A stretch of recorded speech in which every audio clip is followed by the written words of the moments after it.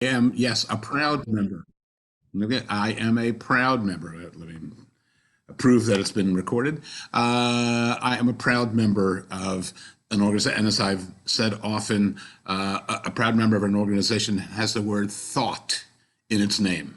Because thought and thinking is becoming an increasingly rare commodity. So I'm grateful to all of you for maintaining this organization. And yes, I'll add, when you make donations, when you join, and so on, be generous. The work of this organization is indeed very important. Give me a second here. Let's share a screen for a moment, and in fact, we'll try it with the slideshow. No, let's see. No, it's not going into my slideshow, and this is fine.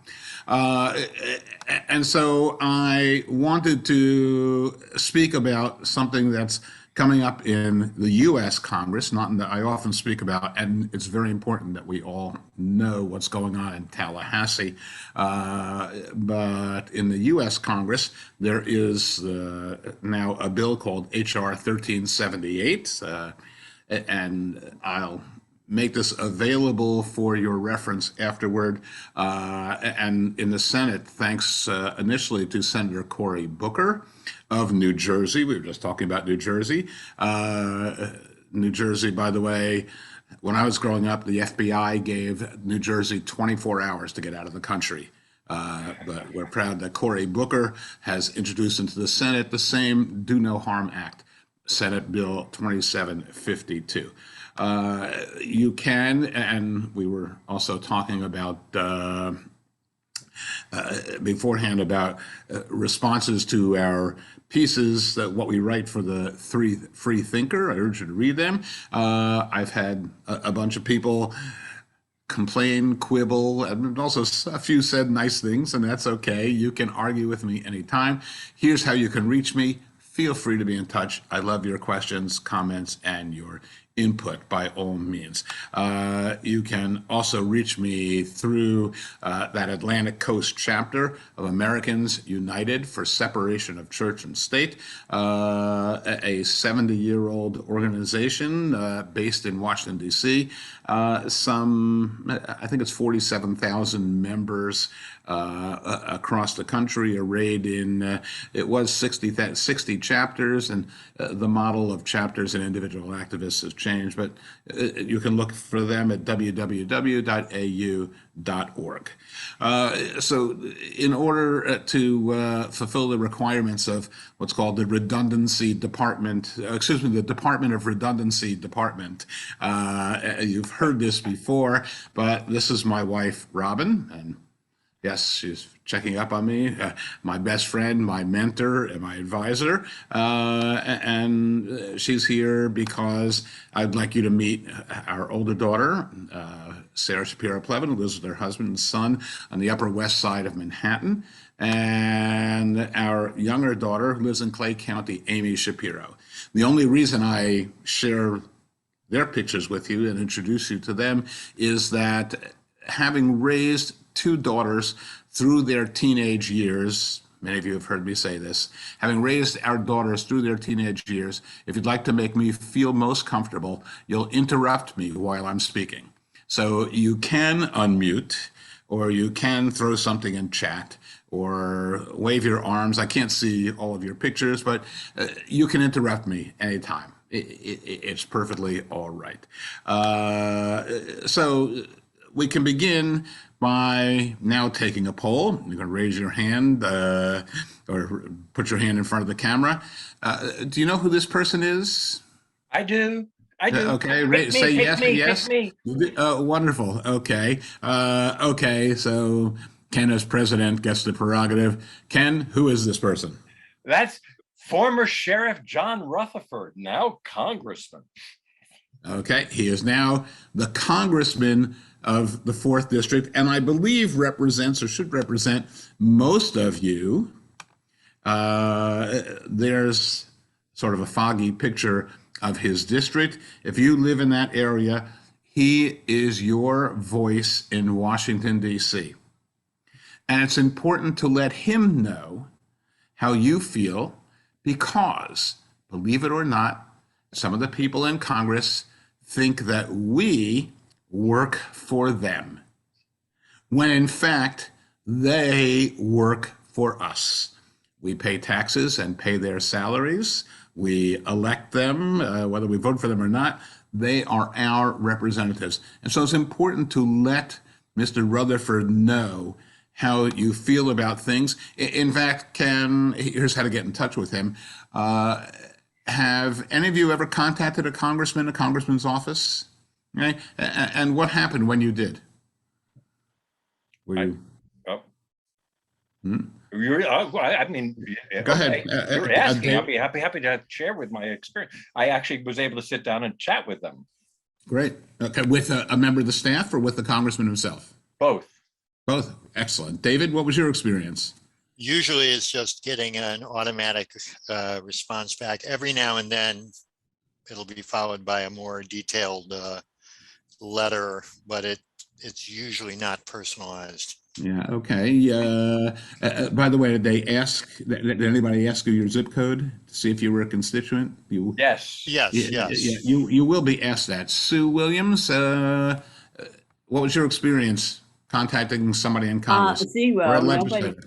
Nobody ever does anything. If I leave a message, sometimes I get a human and sometimes I get their voicemail. I don't use my email with them because I get enough stuff I don't want anyway, but I will call, but I've yet to actually talk with anybody.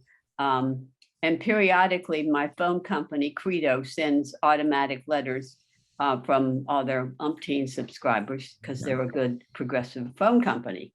That's it. Wonderful. Anyone else experience contacting a legislator? Bud, you want to tell us about it? Bud, you must be muted, although it doesn't indicate. We can't hear you.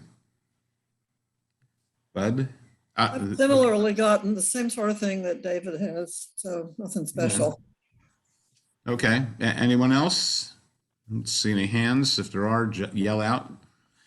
Fantastic. So in the end, by contacting your legislator,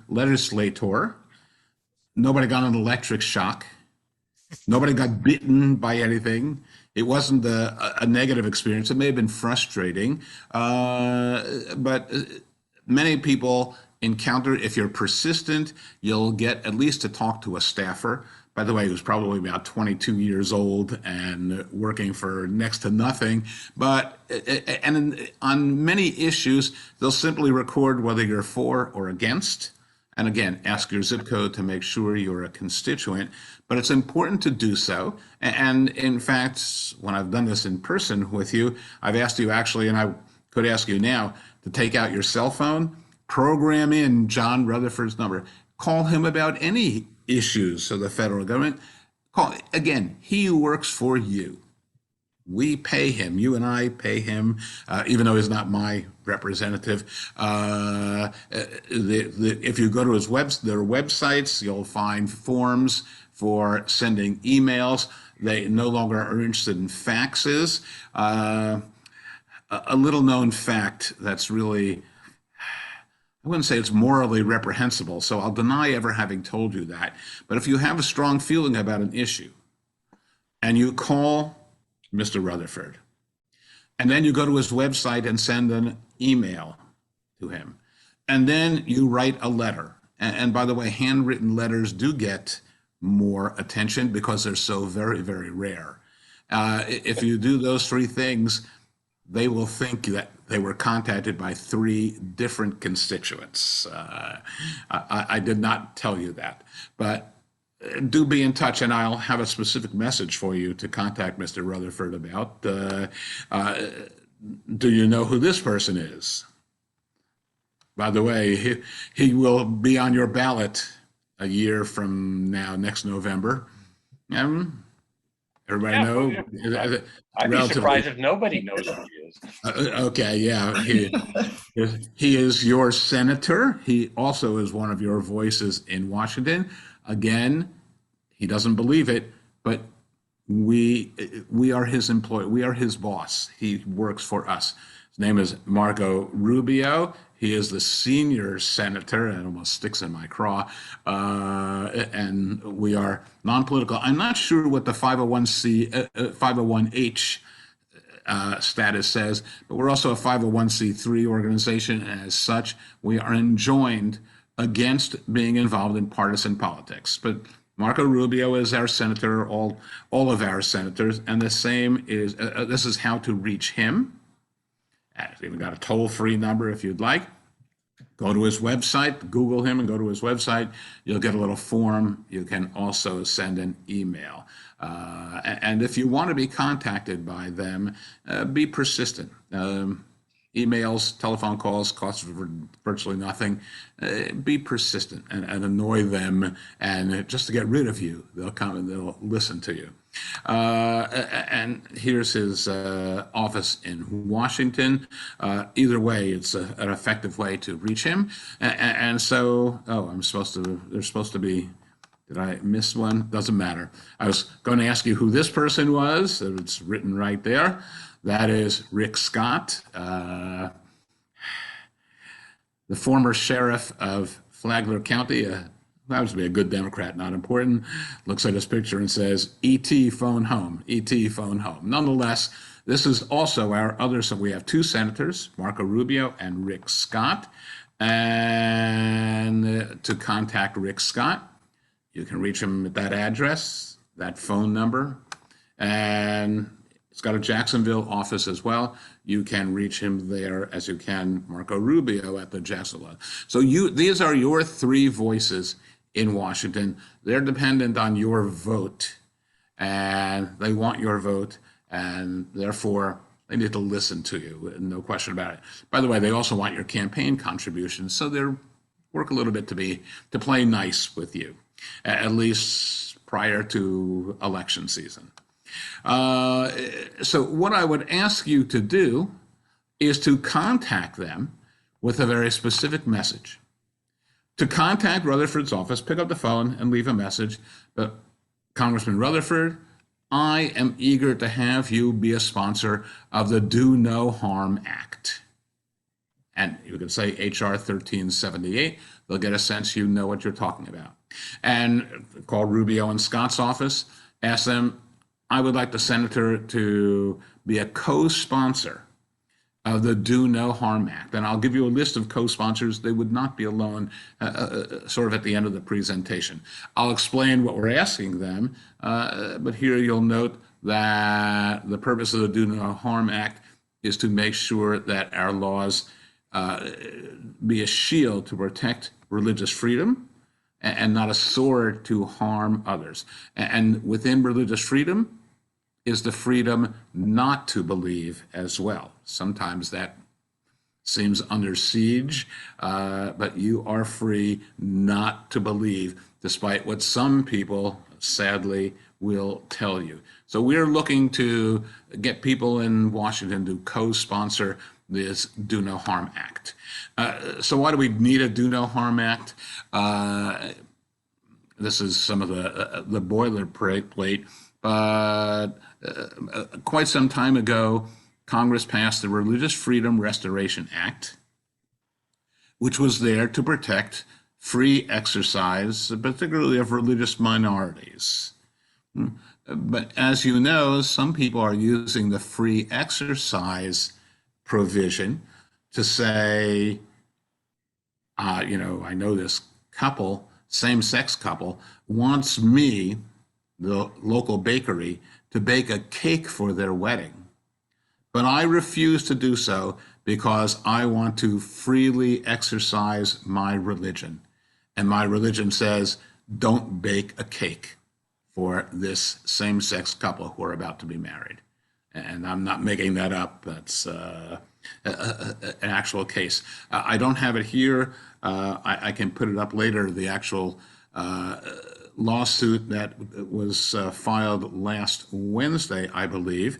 Here, there is an organization, there's a woman named Kelly Easter. I believe she's from Virginia, and she's single, active in the LGBT community, and she wants to adopt a refugee child. We all know there are more refugee children that need to be adopted, so she wants to adopt it.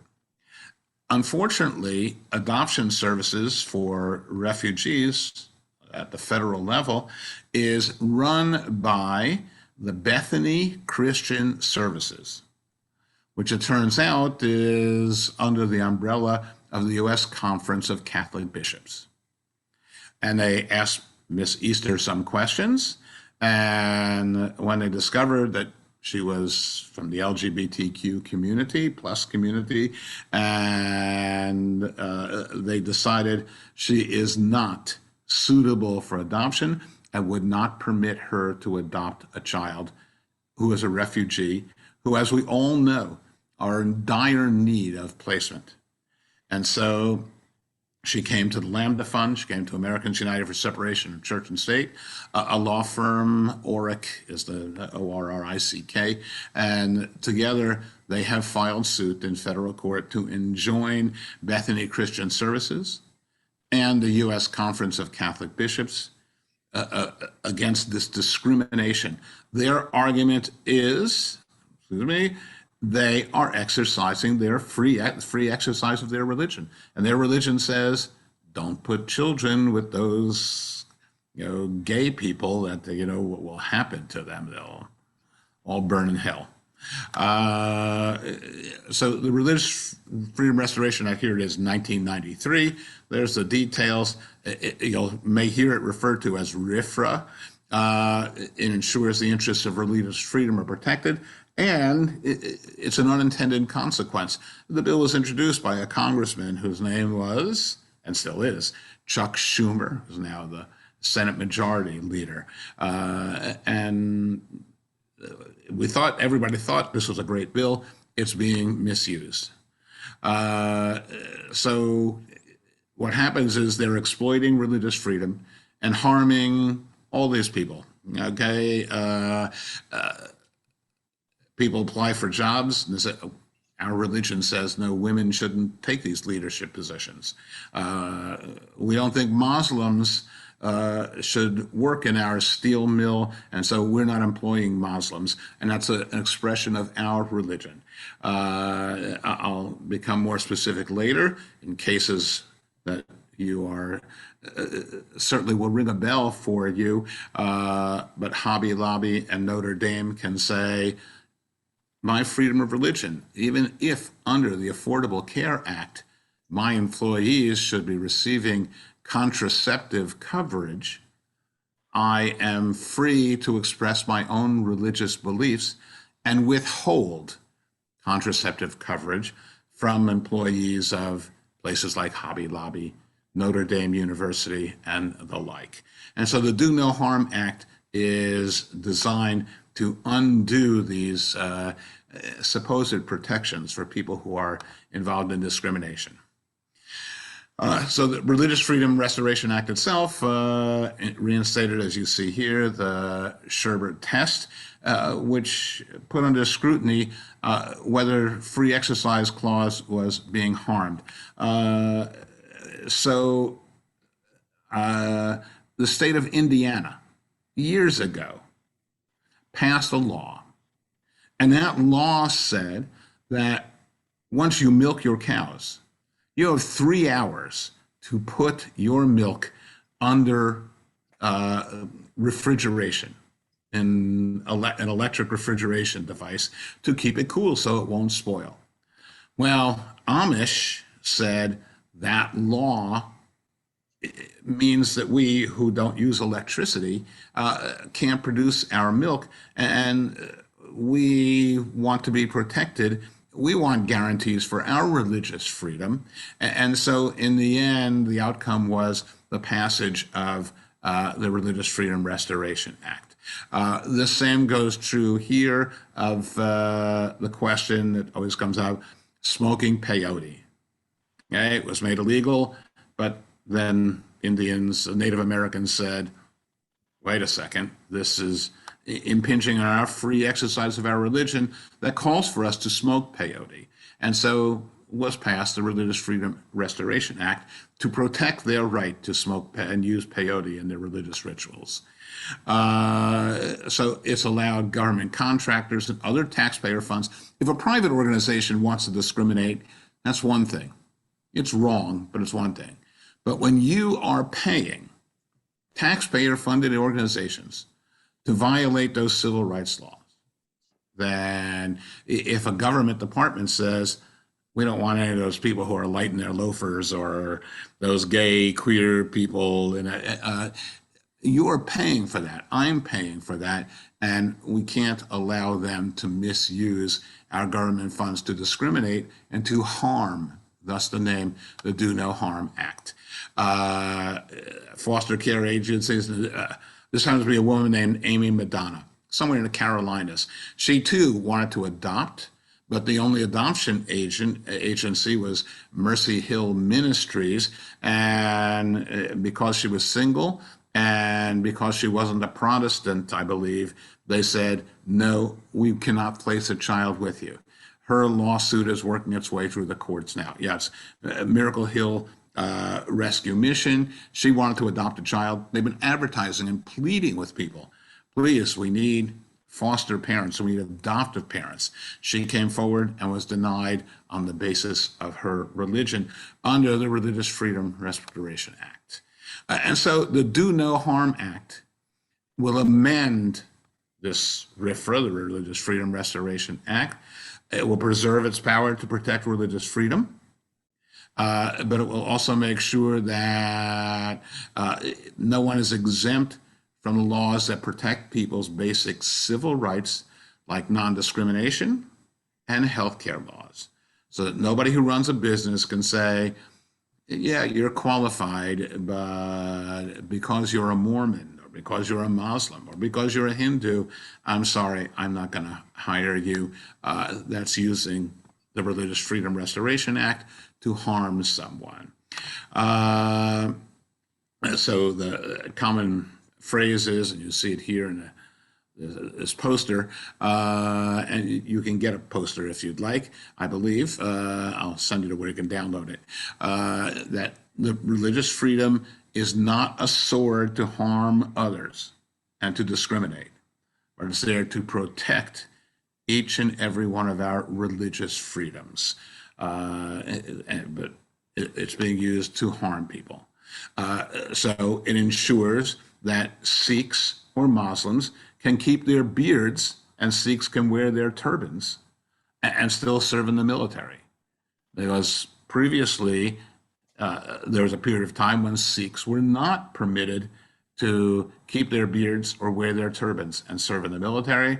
Muslims were not permitted to keep their beards under the Do No Harm Act. That will be protected. But now the military has become a little bit more liberal on that issue as well. So I urge you to call or write, again, Mr. Rutherford, Mr. Marco Rubio, Mr. Scott, talk to their staff members, talk to whomever will listen, and ask them to please become sponsors of the Do No Harm Act. Let's see if I can. So when they say, pardon me, God, I'm lost, but that's okay. Who would, will I be alone? Will I be a single voice? Will I be one of a handful of people who are co-sponsors when Rutherford says that? You can read him this list. I'll get it to you. And some of these people, believe it or not, are Republicans. Some are names you recognize. Demings over here, Representative Schiff, you may recognize Raskin from the Baltimore area, and so on. Some you will not, but some of these are Republicans. So do not assume that Rutherford, because he's a Republican, will not listen to you. You do have some influence here, believe it or not. In the Senate, Mr. Booker introduced it not very long ago, and these are the other senators who are on board. There are two of them, I believe, who are Republicans.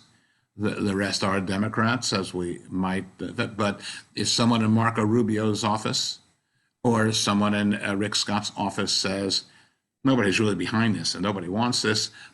Here's a list of people, and you can refer them and say, you wouldn't be the only one. In fact, we would hope that this list grows. By the way, I'm asking you, there are people around the country who are going to organizations like Free Thought Societies, humanist organizations, and so on, as well as liberal organizations of all sort, working to get as many co-sponsors to this legislation as possible. Let's see. For example, the Center for Free Thought Equality, the American Humanist Association. This was written by their president. He asked you to join us today, our largest lobby day, whenever that was, and take 2 minutes and ask your senators and representatives to support the Do No Harm Act. By the way, because they only keep a tally in the congressional offices. They'll ask you your zip code, verify that you're a constituent, and then put you in the yes column or put you in the no column. The truth is, as the president of the Center for Free Thought Equality says, you could call again and again and again. They won't know that you called yesterday, and you can re-emphasize your position that you would like them to help to be a co-sponsor of the Do No Harm Act. So this is where I had planned to end, but let me, I'm going to stop.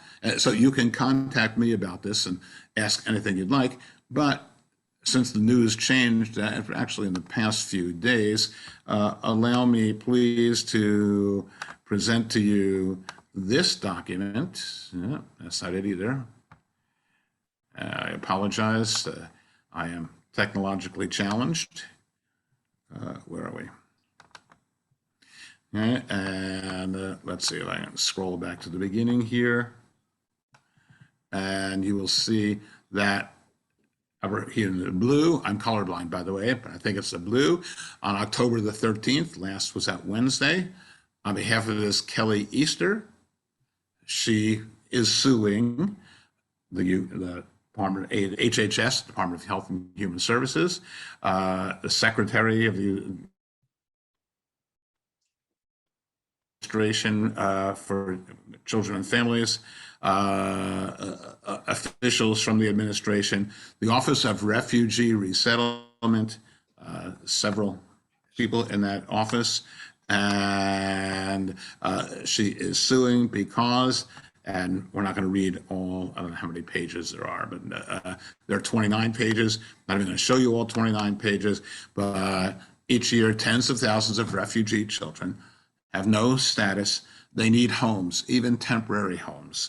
And unfortunately, the watchdog for these organizations, the people who are doing the placement, Bethany Christian Services, a subsidiary of the U.S. Conference of Catholic Bishops, will not allow, as you see here in paragraph 2, the lesbian, gay, bisexual people from participating equally in a government program. That means your tax dollars and mine pay for it. So with Kelly Easter, one of many people subjected to the sting of discrimination because of her sexual orientation. The attorneys for all this are this Ora Caring in New York, another firm in, let's see, hang on one second, another firm in Boston, but if you haven't, you should become aware of the Lambda Legal Defense and Education Fund that stands up for LGBTQ rights, and also, I'm having a bit of a hard time with the technology. Where are we? And finally, Americans United for Separation of Church and State. By the way, Richard Katsky is the head of the legal department of Americans United for Separation of Church and State. His mother-in-law happens to live in Ponte Vedra. If you like, I'll get a way for you to get in touch with her you can help as well. You can express your support by emailing these people too. They're always delighted to hear from you. So we can make a difference. And let's see. Uh, Um, yeah, Thank you. Pamela, if you would be good enough to mute. I don't know whether you were able to do that, Ken, but okay. Thank you. We can make a difference. All And we right, somebody should can pick up a their phone. We mute their. can let ourselves be known. And that's Pamela because she's circled. But you can make a difference. You can have an effect. I didn't get to ask how people felt when they reached or got a response in some way from their congressperson's office. Yeah, too often we get form letters, and there are people who call the office again and say, I didn't like getting a form letter putting me off. I want to hear from the congressman or the senator and so on. If you are persistent, you'll get to speak with someone when you hang up the phone. If you're like many of us, you will feel good that you have participated in the democratic process upon which this country is based. And by the way, you'll be reinforcing that democratic process on which our country is based. And believe me, the democratic processes of our country need that reinforcement, need you to be involved. And not only need you, but need your friends and your family, your neighbors, as many people as you can muster. We all need to become involved. Otherwise, we're going to wind up with the government we deserve. And none of us wants to think about that. So I thank you. You could, well, you still, I suppose, could be watching Jeopardy or whatever other TV show, or going out for a walk in the cool of the evening. It's something exactly. that Merrill, we I chose to be with congratulate you, you. and I'm glad you were here. Thank you, Merrill. Thank you very much. Let's open this up now for some Okay. questions. I've Sure. got a lot of questions for you, Merrill. And, Right, and yeah, I saw. Did you see Gary's? Good. yeah, I want, before I go, I want to get Elizabeth, Right. Sue, And Sue. yeah, there, and whoever else is up there. So Elizabeth, let's start with Elizabeth. Yeah, hi. I don't know if this counts as anything or not, but does the does the Do No Harm Act cover the resistance there is about wearing masks and stuff, like in school and places like that? Okay, so there are separate court battles, and I'll be happy to refer them to you, over the issue of people who say, my religion says I should not wear a mask. By the way, based on something about the sacredness of the human face, so I shouldn't cover it. There are, of course, others who are going into courts as we speak and arguing that the Bible says my body is a temple and therefore you can't inject it with any COVID vaccine. Ivermectin or whatever it is, a horse wormer you can put in, but you can't put in that vaccine. And so they look to use religious freedom as a reason not to wear a mask, as a reason not to be vaccinated. These things are working their way through the courts. And unfortunately, the courts in some parts of the country are sympathetic to those arguments. But fortunately, by and large, they are losing their cases.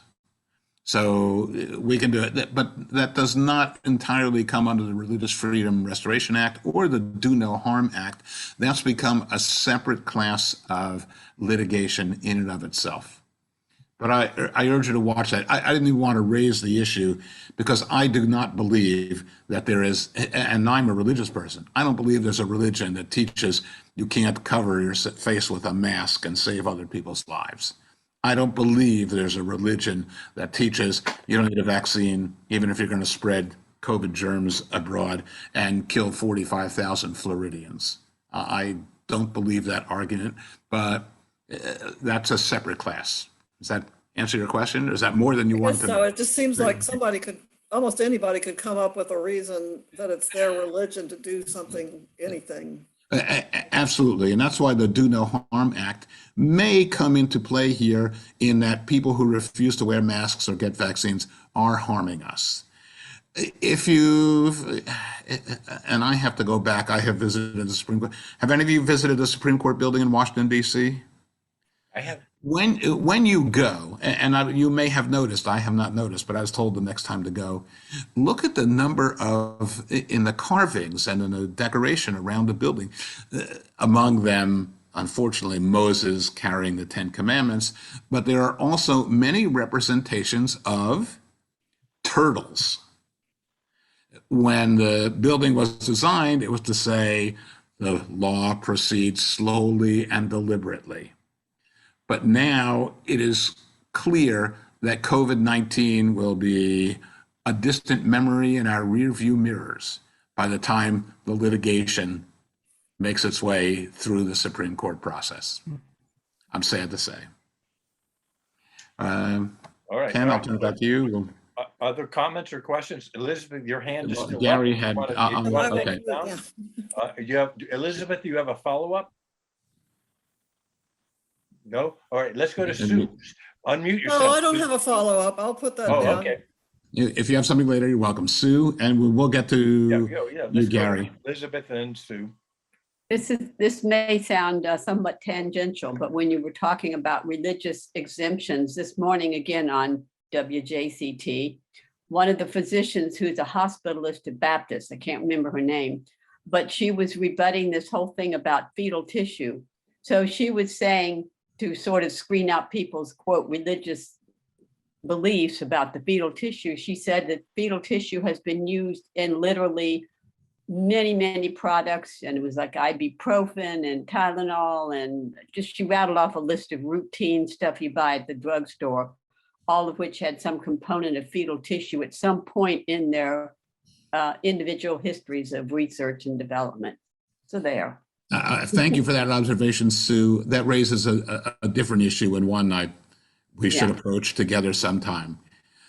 We, all of us, think logically and marshal intellectual arguments to engage people in a deliberative process of discussion. When we're talking on the other side about the other side, they are not rational, they are highly emotional. They are not dealing from a place that's of the intellect, but of the emotion. And quite frankly, I think it's instructive here in Florida to note that north of Interstate 4, the only two counties, do you know what I'm going to say? The only two counties that voted for Biden and voted blue and vote blue consistently were, anybody know? Alachua and Leon.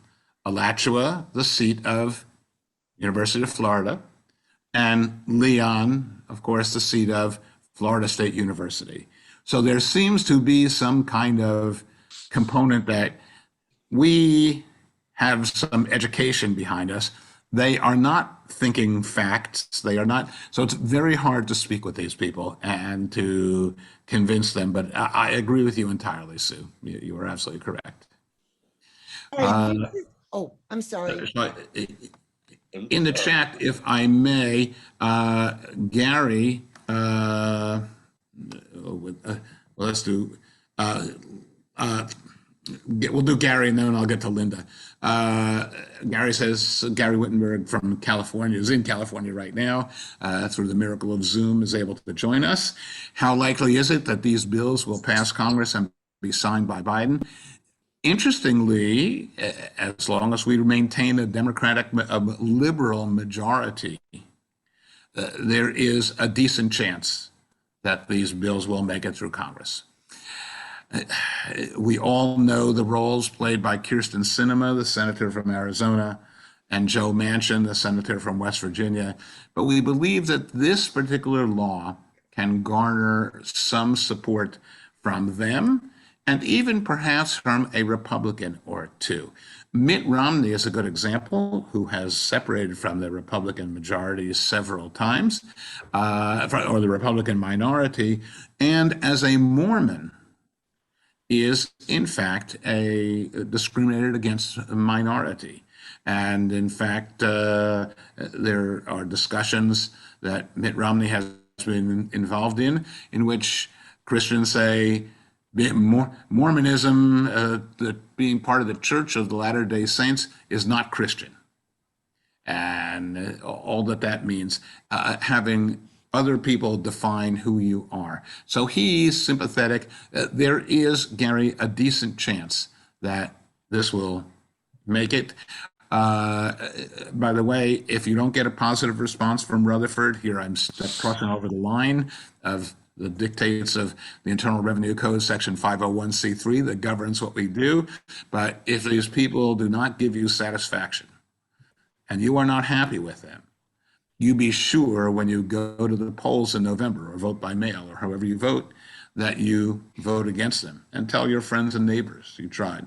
I will be honest, we of Americans United for Separation of Church and State here in Palm Coast, the Atlantic Coast chapter, have been trying incessantly to make an appointment with Representative Michael Waltz, and he steadfastly refuses to see, listen, or hear from any of us. And in fact, if you go to his website, there's no place for constituent comments. There's no place for input. They just don't want to hear from us. And we intend, not within our nonprofit status, not-for-profit status, but we intend to work with local party apparatus to defeat that person. Diane, Ken, I'm co-opting what you're doing, but Diane, if you'll hold on, I'll do. But let me talk to Linda Dresner. Says that none of these three believe in what's represented in this act, and yeah, we expect them to be opposed.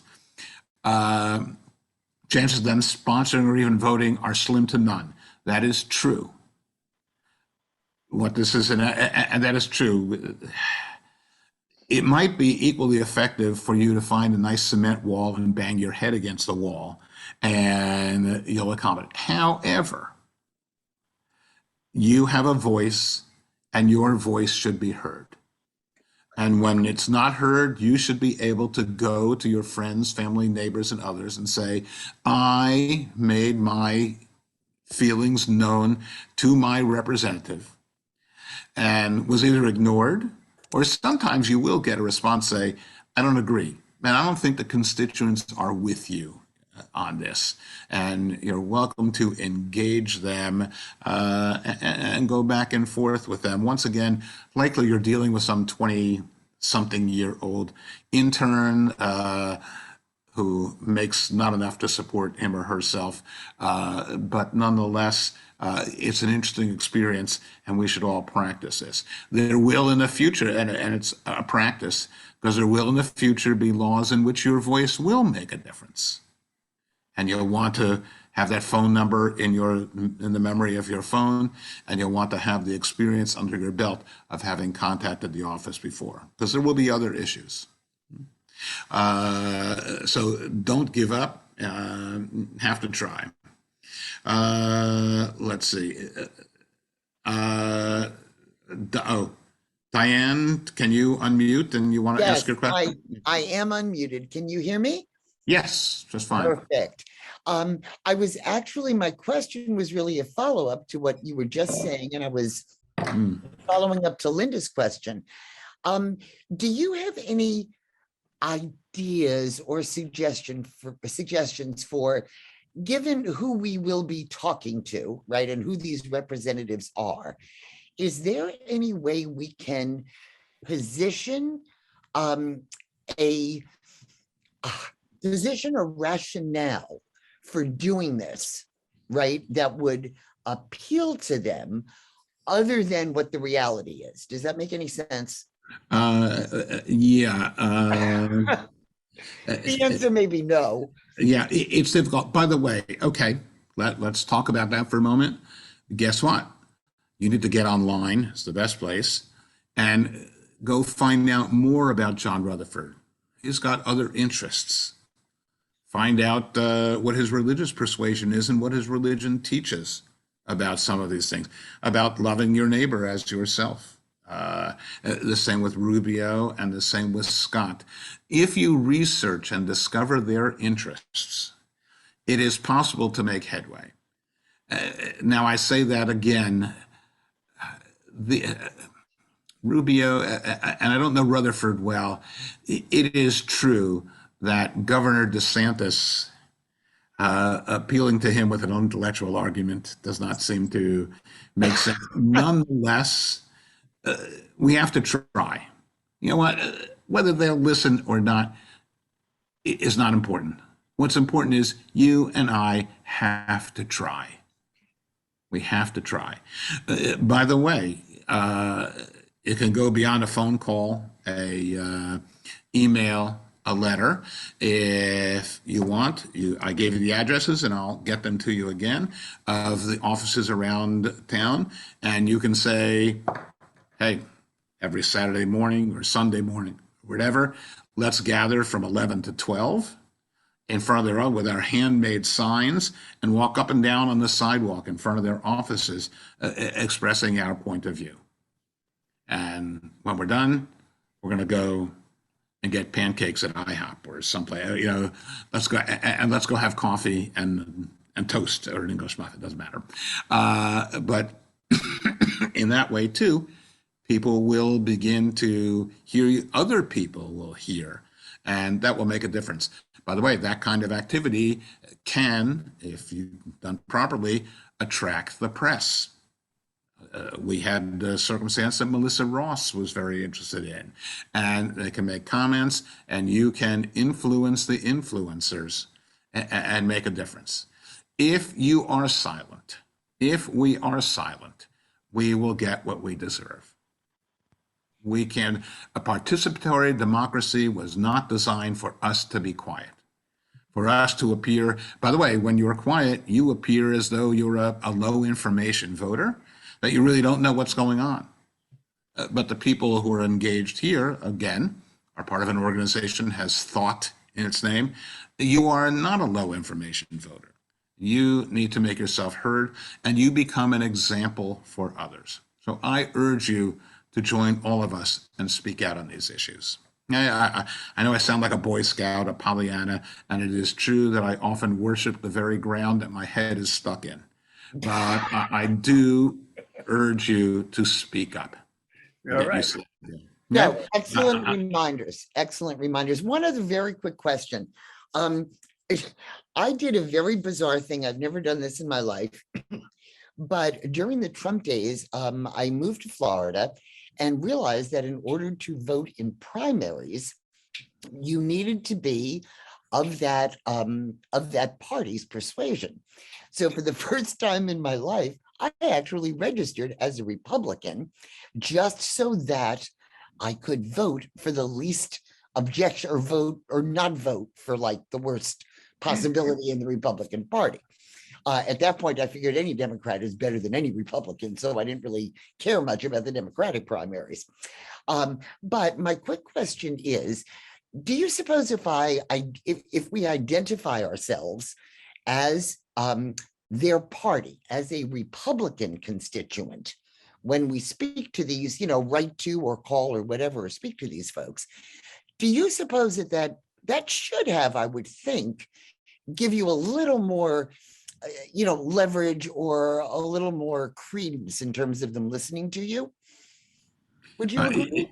Yes, if you are of their party. Yes, But if I you're am now. I you're mean, one of not those, officially, but they're going to say, on paper you're a I am. yeah. Just so I can vote against them in the primaries. I have sat in offices, and I know these, again, when we go for national meetings of Americans United Separation of Church and State in Washington, they set up meetings, and we go to the Congress people's office and, again, meet with these young people, and I'm sure they're listening, and I look into their eyes, and they're saying to themselves, oh, these libotards we can't stand them, and so on. However, your party is not relevant. You are a citizen. You pay taxes. You vote. And so that's not important. However, if you are of the same party, and Diane, I will confess, I too was a registered Republican in Seminole County because it was all decided in the Republican primaries. Right. And there's an answer for that, by the way. So I don't know if any of you recognize the name Kathleen Truitt, but she ran against John Thrasher And why did she run against John Thrasher? She could not bear the thought that the name of John Thrasher, Republican for state Senate, would appear across the box from an empty box because the Democrats had nobody to run. And guess what? You can run yourself. And I encourage you to give thought about running for office. If you do so under the party umbrella, the party will help you to a degree, and you would be amazed. We have discovered here that if you just lend your name, 40% of the people are unhappy anyway, and so you'll get 40% of the vote. And that's quite a feather Now in your that's cap. an interesting, Not because of your good, but because the other guy is so bad. right, But of course. the wonderful thing is you can run for office yourself. And it sounds like pie in the sky, but you'll be surprised at the people who will come to your aid should you decide. Bobby Nord is here, and she was involved in the local Democratic Party. I don't know if she's still, but if you want to run, you can contact her, or you can look up and be in touch with the local Democratic Party. They'd love to hear from you. No, the real fun would be to run as a Republican, and then I could be the reverse of what's her name, Kristen Sinema. Right? I could be You the Trojan could. horse. Do you know what a rhino is, by the way? I'm A sorry. rhino, Republican in name only. Exactly. Exactly. They'll call you that, but overwhelmingly, the experience of running, the people I've spoken to, they find it very positive, even though they trounced. But the running, is a wonderful thing. And once again, let's not talk Republican, Democrat, or even this issue or separation of church and state. Let's talk about the nature and the future of our democracy. Of course. Yeah. Okay? And it's a lot more fragile than we discover. And Yes. therefore, I'm preaching to the choir here. It's not us who needs to be involved. You need to go and talk to your friends, to your family.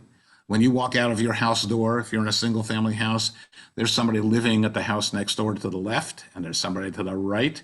We need to talk to them. We need to get people involved. We need to get them connected. No, great advice. Thank you very much. You're quite welcome. I feel like I'm going into a sermon. I'll lie down for a few minutes and it'll pass. But really, all of us can be involved. Merrill? Please, Ken, I'm sorry. May I take this in a little bit of a different direction?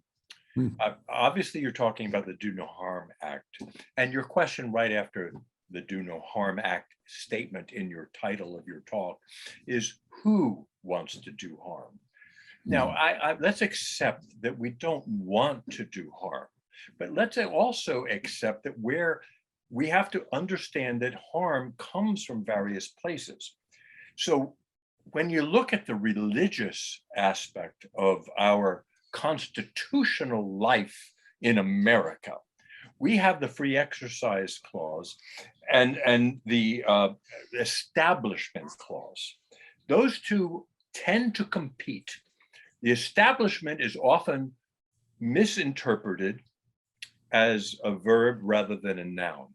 It's an establishment of a religion, something that already exists. And the free exercise clause represents that we have the freedom to exercise our beliefs as we see fit. But, and here's the but, and I know you know there's a but coming, and it's a big one. Okay. Why should religion in all of its form be given any deference over a philosophy club?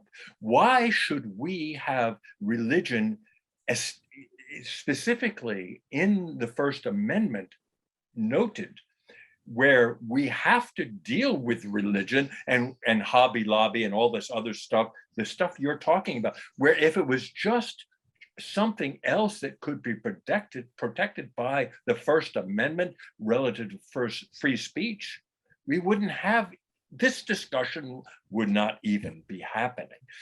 Can you speak to why AU defends religion in such a strong manner when it looks like that's part of our problem? I would be careful. We have on our board, he's still on our board, a wonderful lawyer from California whose name is Eddie Tabish. In fact, he's the son of Holocaust survivors who came to the United States and bought up a bunch of real estate in California and is doing okay. But he is an avowed atheist. And in fact, and there are some of you, and I've been to programs that are anti-religious, and you're okay with that. But one of the things that Eddie Tabish and ultimately our organization has done is work to defend not just the freedom of religion, but the freedom of non-belief. And in fact, we feel through a series of court cases that we have established legal precedent that the state of non-belief deserves the same protections that the state of belief deserves. And so in that way, we're not defending religion. We're defending the ability that you're privileged not to have any religion at all. Let's also understand we are likely to judge the actions of 18th century, and it was men, 18th century men, by our own 21st century standards. And were the Constitution to be rewritten today, it would certainly be very much different. And the role of religion maybe has changed. There are days when I look upon the role of religion and say, I think we've gone back to the Dark Ages, and it might be 1450 rather here in America rather than 2021. But the world has changed. These men were concerned about the role religion played among and between the states of Europe, and saw really no good by association or establishment of a religion the way England has the Church of England and the way Italy had at the time. Italy wasn't really Italy, but Catholicism in Germany, Lutheranism and Presbyterianism in Scotland, that these were all official religions and that other religions had a lesser status. And so we have worked to make sure that the state of non-belief does not have a lesser status and work to protect that. And again, we feel we've established through litigation. I fight over the issue. I'm rotated off the board, but I still remain fighting that because we are a creature of a litigious society, we put too much emphasis on our legal department and what goes on in courts. But we have worked in several other ways also to protect the state of non-belief. Does that answer your question, or have I dodged? Oh, no, yes, it does. But I have several, it's a part answer. Yes, thank you, Merrill, for that. Yeah, but don't you understand that there are, yeah, I know you understand this, but that the AU and the ACLJ and the Liberty Council and the ACLU, they all have to raise funds. They have to make money. They have to get donations. And religion just happens to be a great ongoing battle. That if it weren't codified in the First Amendment, this battle would go away and you'd be able to deal with other issues. Americans United for separation of church and state. How well do you think we are actually separated? And how much money is raised because of the religious issue? Two questions. Yeah. A great deal. And I think I have given a talk. If I haven't given it here, I'll be happy to. I believe the state of religious freedom in Florida is abysmal.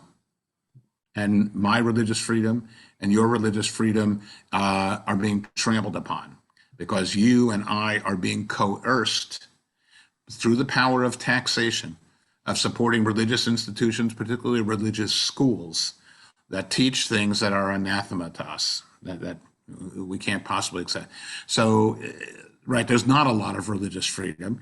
And as the religious right, Christian nationalists and so on continue their battle, by the way, they look at things over the long term and they're much better organized and they're better funded than we are. We need to gird our loins and, grab our weapons and I don't mean machine guns and so on, our weapon. The pen is mightier than the sword, and our ability to marshal voices. That's what we're practicing here, by the way, marshaling your voice. And we need to speak up. We can't allow these things to slide. So yes, the First Amendment is a creature of the 18th century. No question. But it is, of course, so ensconced in the fiber of our country that it's not going away. And the non-establishment of a religion and the free exercise of religion are there, as we often quote, not in the Third Amendment, not in the Fifth or the Seventh or Ninth Amendment, but in the First Amendment. And aside from freedom of press and speech and assembly, it came first. It was a primary concern to the founders of our country. Let's let Fred. Fred's got his hand up. Yes. Fred, are you there? I had a question as to the limitations on religious freedom, and it's my freedom or someone's freedom to, I'm going to hit you over the head because that's what my religious belief says. Yeah. And of course, all that, like, okay, human sacrifice. That used to be part of religious belief for a long time. Yeah. And of course, that's not legal. And it seems like it's based on state law, the limitations, and whether it's a limit, test or the Supreme Court decision from back in the 70s. But then there's things like if it's like someone, my religious belief that my children should not have any medical care whatsoever, even when it threatens their lives. It seems like it's more of a state matter than a federal matter. Can you speak on that, or? Yeah. First of all, there are in statute. I've forgotten the Florida statute. The Florida statute may have changed, but all these religious freedom cases, from a legal standpoint, and in some places statute, have to comport well with public order and public safety. And by the way, that's going to be an argument used in the COVID cases that are coming before the court. So that, yes, your religion may claim that God told you to burn down every church, but yeah, you're going to get arrested for arson. That's your freedom of religion doesn't work there. So it takes some common sense. Now, I know more and more as I get older and perhaps as time goes on, common sense seems less and less common. And I believe that we've lost our way. And that's one of the reasons why voices of reason need to speak up and say, this is just not right. So yeah, there are limitations. Remember, we're dealing with lawyers. We're dealing with laws. Some of these laws, like separation of church and state, are 230 years old or more. And so there's layers and layers, volumes and volumes written, statutes and case law that has developed on these things that are impossible, are voluminous. And therefore, let's not just take a look at the raw statement, free exercise of religion, but let's look at all of this case law and so on, and we'll find that we're called upon to act a little bit more sensibly and a little bit more care. But Fred, you are absolutely correct in talking that we're dealing with a thin line. The Mastercraft bakery could say, yeah, it's my freedom of religion, and I can't possibly be compelled to bake a cake for two women who are getting married to each other. And I can't, but that we feel they are going too far. And even if they aren't going too far, and once again, and this is I I had to use the phrase lost cause because of its Jim Crow and the Confederacy.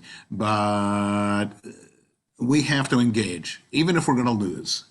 We have to stand up and put up. We have to push back, because if we don't push back at these nonsensical conceptions of religious freedom, then they're going to, they're going to take a finger, then they're going to take our wrist, and then they're going to take our arm and our shoulder and consume us all. So we need to stand up. Have I, Fred, answered your question? Yeah, I think so. And Yeah. I was also thinking of how the Commerce Clause of the Constitution was Yeah. used against Jim Crow when they said, wait a minute, okay, you're engaged in commerce, okay, this may be your probably own store, or your probably own grocery store or restaurant, whatever, but you're engaged in commerce and you can't restrict it based on, well, you don't like these people are dark skinned or this or that. If it's something that's rational, that's not based on skin color or religious belief or whatever, like, okay, you can say you have to wear a t-shirt or whatever, but you can't say you're dark skinned, so you can't come in here. Right. That was based on the Commerce Clause. And there are, these are civil rights issues, and there are protected classes in civil rights. And by the way, one of the issues is the state of non-belief is not protected in civil rights, and that's a more complicated and beyond our scope. But there are people working on that. But there was a time when your gender, your sexual orientation was not a protected class, and in some places it's still not. And certainly your gender identification is not protected either. We're working on that as well. The United States of America is a great experiment, and the experiment is still underway. We're still trying, and we're still working on getting things right. And we don't have it down entirely, and we've got to figure it out. And you can say the same about the filibuster and the Electoral College and so many other things. The Constitution is trying to make a more perfect union. Not a perfect union, but a more perfect union. And it behooves us all, I think, to work together to try to continue to perfect and make it as perfect as humanly possible. But we are human beings. Yeah. Thank you. Thank you. Merrill, can you speak yeah. a little bit about your experience with the Americans United for Separation Church of State? And I know you've been in charge, and you've got in-depth knowledge, and I'm very curious. How do you process the issues that you're going to take on specifically relative to fundraising? That is generally not a concern, because interestingly, if somebody gets upset with us for things, the ACLU is perhaps a more interesting case in its interest.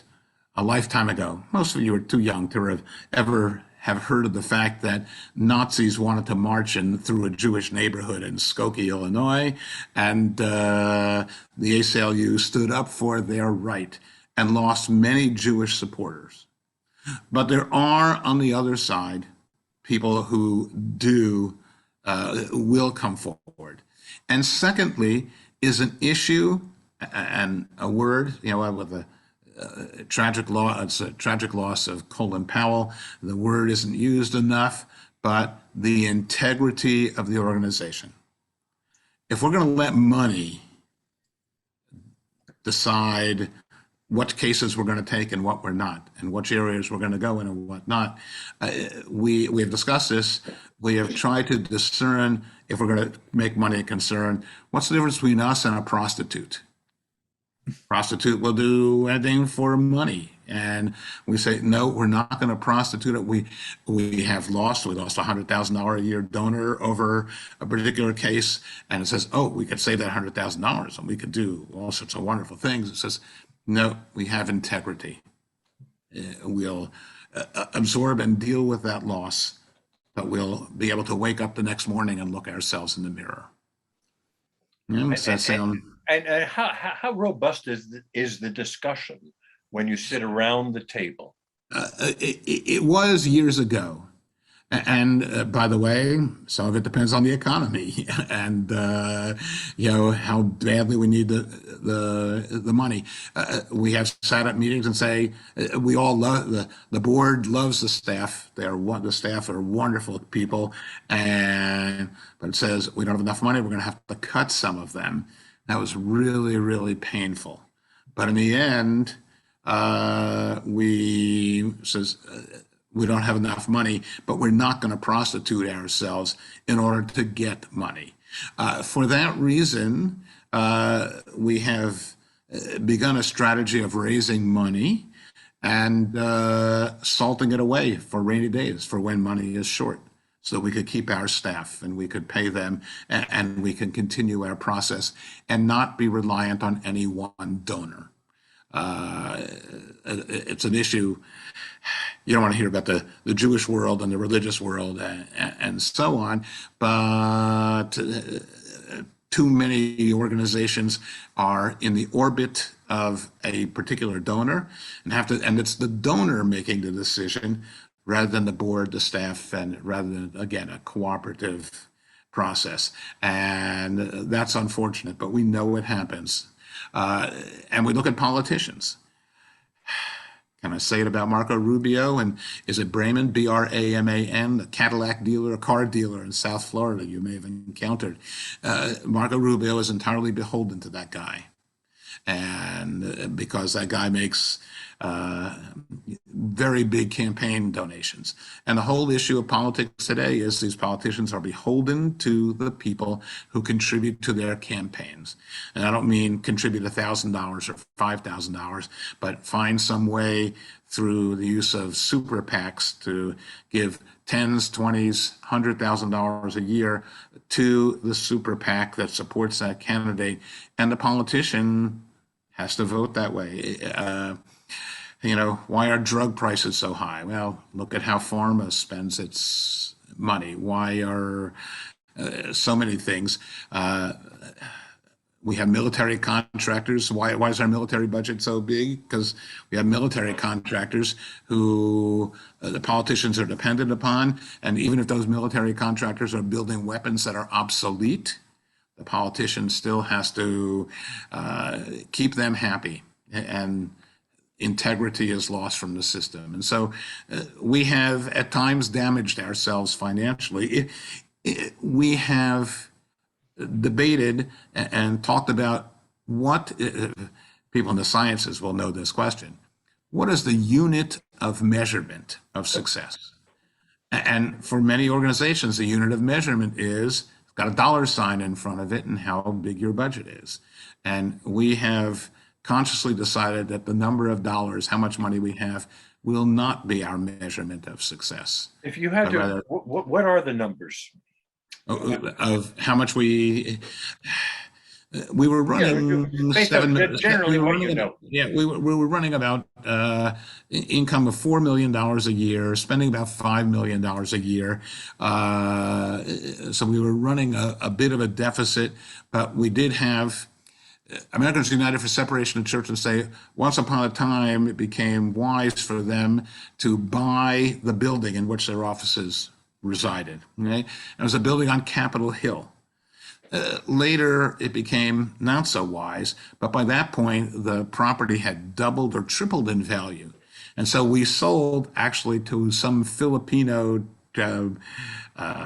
evangelical church, bought our building, and enabled us to salt away a lot of money so that when downturns come and when times are not good, we take from our reserves and we can live on our reserves. We have some good financial advisors who invest our money wisely also, and we do okay.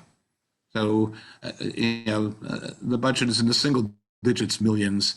We raised about 4 million.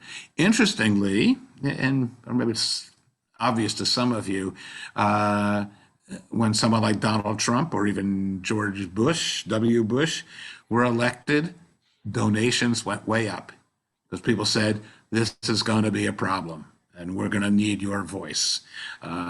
Sometimes they give money for us to us, calling upon us to do something to protect a woman's reproductive rights in the Supreme Court. And Does so that they make you did one feel of the- like, Merrill, does that make you feel like we need the battle? we need to battle? We need the battle to raise money. Yeah. We need Absolutely. the fight. Yeah. By the way, so we have discussed, suppose we win all suppose we win all the battles, Christian nationalism disappears, and evangelicals and the religious right are gone. What would our life be like? And yeah, we feel like we wouldn't have much money, but then we wouldn't need much money because we'd be in good shape. Will that ever happen? Of course not. And we are sometimes amazed at the diabolical ways in which the religious right finds ways to limit all of our religious freedoms.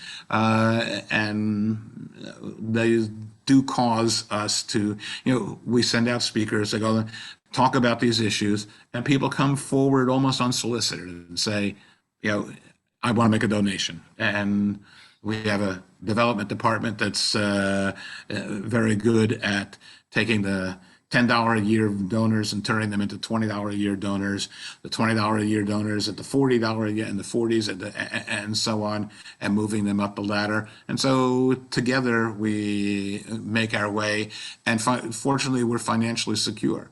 I have sat, and maybe perhaps you have as well, many boards in which we should be mission focused, but instead we're focused on how can we get enough money to survive. Right. We do not have to do that with AU, fortunately. If we did, that would be a sad day. I would certainly agree.